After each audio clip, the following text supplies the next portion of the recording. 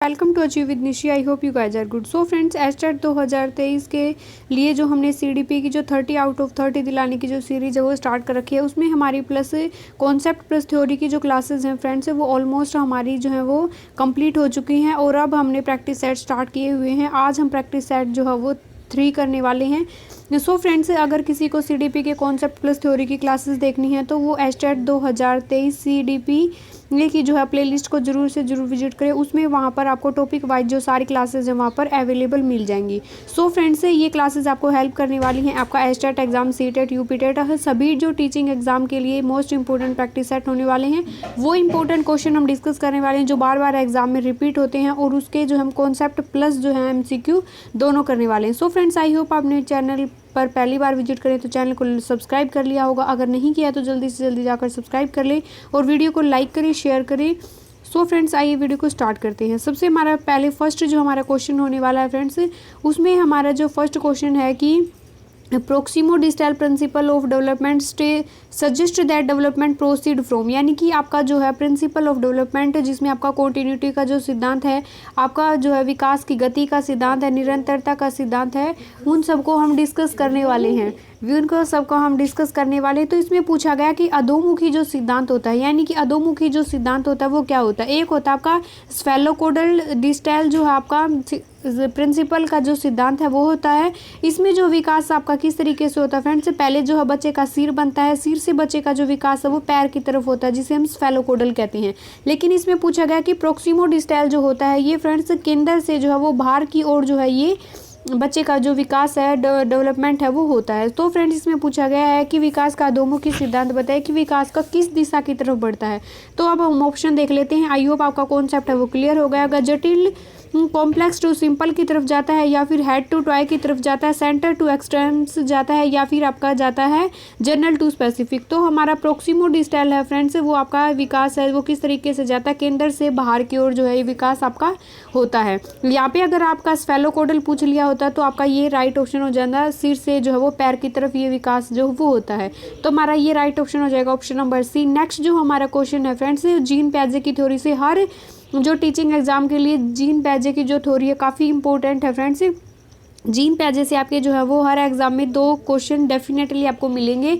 इसके जो है वो 3 भी बन सकते हैं लेकिन 2 तो आपको मिलेंगे ही मिलेंगे। तो जीन पैजे की थ्योरी को बिल्कुल जो है वो डेप्थ में मैंने अपने चैनल पर प्रोवाइड करवा रखा है वीडियो, उसको जरूर से जरूर विजिट करें। उसको देखने के बाद आपका जीन पैजे की थ्योरी से आने वाला क्वेश्चन जो है वो बाहर नहीं जाने वाला। जीन पैजे जो बच्चे पहली बार देख रहे हैं उनको मैं बता दूँ, जीन पैजे ने आपका जो कॉग्निटिव डेवलपमेंट थ्योरी जी काफ़ी फेमस थ्योरी है, जो आपका संज्ञानात्मक विकास का जो सिद्धांत है वो जीन पैजे का। इसमें जो है वो 4 स्टेजेस थी। 4 स्टेजेस का ईयर और नाम आपको अच्छे से जो है वो याद रखना है फ्रेंड्स। 4 स्टेजेस कौन कौन सी हैं इसमें मैं आपको एक बार एक्सप्लेन करके बता देती हूँ। सेंसोरी मोटर जो स्टेज है फ्रेंड्स, ये आपका टाइम पीरियड है 0 से 2 वर्ष, आपको अच्छे से याद करना है। 4 से 7 वर्ष जो इसका टाइम पीरियड है। जो आपकी प्री ऑपरेशनल स्टेज जिसको हम सेकंड स्टेज के नाम से जानते हैं। थर्ड जो स्टेज है आपकी कॉन्क्रीट ऑपरेशनल स्टेज कहते हैं, जिसका टाइम पीरियड है 7 से 11 वर्ष। और जो है आपका 11 से जो अबो जो टाइम पीरियड होता है वो आपका फॉर्मल ऑपरेशनल स्टेज के अंतर्गत आ जाता है। तो फ्रेंड्स, एस्टेट एग्जाम में इसका जो है या तो इसको जो है वो सीरीज से ऑर्डर लगाने के लिए इसकी स्टेजेस पूछी जाती है, या फिर इनकी कौन सी स्टेज का जो है वो टाइम पीरियड क्या होता है, इससे क्वेश्चन बनता है। तो फ्रेंड्स, आप लोगों को ये जो है वो अच्छे से याद रखना है। फर्स्ट जो स्टेज है इसमें आपका सेंसोरी मोटर से, इसमें जो बच्चे की सेंसेस से जो हमारी ज्ञानेंद्रियाँ होती है उनके थ्रू जो है बच्चा सीखता है। जीन पैजे ने बताया कि जो भी कुछ सीखता है बच्चा खुद से सीखता है। लिटिल साइंटिस्ट की जो है वो संज्ञा किसने दी, जीन पैजे के द्वारा बच्चों को दी है, यानी कि बच्चा ज्ञान का खुद सर्जन करता है, खुद निर्माण करता है। प्री ऑपरेशनल जो स्टेज है फ्रेंड्स, ये आपकी जो है वो सेकंड स्टेज है। कॉन्क्रीट ऑपरेशनल स्टेज में बच्चे की क्या हो जाती है, मूर्त जो चीज़ें होती है, यानी कि प्रत्यक्ष जो चीज़ें बच्चे के सामने होती हैं उनके ऊपर जो है बच्चा सोचने समझने लग जाता है। तो फ्रेंड्स, एक क्वेश्चन मैं आपको देती हूँ कि ऑब्जेक्ट परमानेंसी का जो जिसने थ्योरी पढ़ी है, तो बताओ फ्रेंड्स ऑब्जेक्ट परमानेंसी का जो गुण है वो बच्चे की कौन सी स्टेज के अंदर जो है वो आता है। तो फ्रेंड्स, जो आपकी ये स्टेज है, कौन सी स्टेज के अंतर्गत जो है ऑब्जेक्ट परमानेंसी का जो गुण देखने को मिलता है।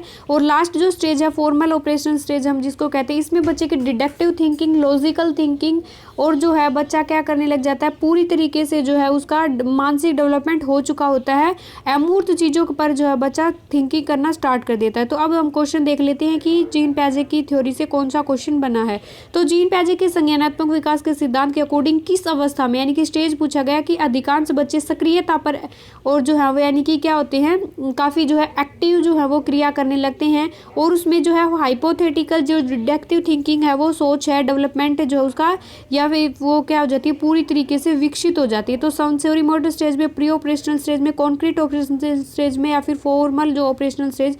तो फोर्थ स्टेज के अंदर जो है बच्चे के अंदर डिडक्टिव जो थिंकिंग है, लॉजिकल जो थिंकिंग है बच्चे के अंदर, वो पूरी तरीके से जो क्या हो जाती है, विकसित हो जाती है। तो हमारा राइट ऑप्शन हो जाएगा ऑप्शन नंबर डी हो जाएगा। नेक्स्ट जो हमारा क्वेश्चन है फ्रेंड्स, वो जीन पियाजे की थ्योरी से है कि जीन पियाजे ने अधिगम की प्रक्रिया में किसे महत्व दिया। यानी कि जीन पियाजे ने बताया कि बच्चा जो भी सीखता है वो खुद के द्वारा प्लस इन्वायरमेंट के द्वारा सीखता है। यानी कि इन्वायरमेंट में बच्चे के अंदर जैसे जैसे अलग अलग स्टेज आती है तो उसके अंदर सीखने की, समझने की एबिलिटी आती है। बच्चा खुद के द्वारा प्लस वातावरण में रहकर वो जो अपने ज्ञान का जो है वो निर्माण करता है। तो जीन पियाजे ने बताया कि क्वेश्चन में पूछा गया कि जीन पियाजे की लर्निंग जो प्रक्रिया है उसमें बच्चे ने किस चीज़ को जो है वो इंपॉर्टेंस दी है पियाजे के अकॉर्डिंग। तो जो बच्चा खुद का निर्माण करेगा, खुद के द्वारा ज्ञान का निर्माण करेगा, तो सीखने के लिए तत्परता होनी चाहिए बच्चे के अंदर, या फिर नेगेटिव रिइंफोर्समेंट देना चाहिए, या फिर उसके अंदर कंपटीशन की जो भावना है, कंपटीशन की जो फीलिंग है वो देनी चाहिए, या फिर उसके अंदर फंक्शनल जो फिक्सडनेस है, प्रकार्यात्मकता जो होती है उसके अंदर स्थिरता होनी चाहिए। तो राइट ऑप्शन हो जाएगा हमारा ऑप्शन नंबर 1, यानी कि जहाँ पर सीखने के लिए तत्परता होती है। तत्परता यानी कि क्यूरियोसिटी होती है, जिज्ञासा होती है, वहाँ पर चीज़ें जो है वो अपने आप बच्चा सीखने लगता है। और जीन पियाजे की थ्योरी में बच्चा अपने आप जो है वो ज्ञान का निर्माण करता है। नेक्स्ट है फ्रेंड्स, कक्षा में जो समूह कार्य के दौरान, यानी कि क्या होता है आपका ग्रुप लर्निंग जो करवाते हैं, ग्रुप लर्निंग के दौरान रमेश ने देखा कि उसके जो है दिए गया जो पर्सन था, यानी कि उसने जो क्वेश्चन दिया था उसमें बच्चे जो है आंसर नहीं निकाल पा रहे, जूझ रहे हैं। तो विद्यार्थियों को सहयोग देने के लिए रमेश को जो है वो क्या करना चाहिए। तो क्या करना चाहिए, तो फ्रेंड्स ऑप्शन देख लेते हैं कि tell them to copy the answer from book, यानी कि उसको जो है ना बुक से नकल करने के लिए जो है वो कह देना चाहिए, या फिर जो है वो ask them to withdraw given assignment to move on next, यानी कि उस कार्य को छोड़कर नेक्स्ट कार्य पर जो है वो क्या कर देना चाहिए, उसको छोड़कर नेक्स्ट कार्य को कर लेना स्टार्ट कर देना चाहिए। या फिर give cues and hint relevant to the problem, यानी कि पर्सन से संबंधित जो है क्या देनी चाहिए, उसको हिंट देनी चाहिए ताकि जो वो आंसर तक पहुंच पाए। या फिर नेक्स्ट जो हमारा क्वेश्चन है आंसर रेफरेंस कि complicated the question by ambiguous instruction, यानी कि अस्पष्ट निर्देश तथा प्रश्नों को जटिल बना देना चाहिए। तो हमारा राइट ऑप्शन क्या हो जाएगा फ्रेंड्स, इसमें हमारा राइट ऑप्शन हो जाएगा ऑप्शन नंबर सी, क्योंकि बच्चे को क्या देनी चाहिए, हम एक टीचर है वो क्या होता है, बच्चे का जो है वो हेल्पर होता है, सहायक जो है। एनसीएफ के अकॉर्डिंग बताया गया है कि एक गाइडर का काम करता है टीचर।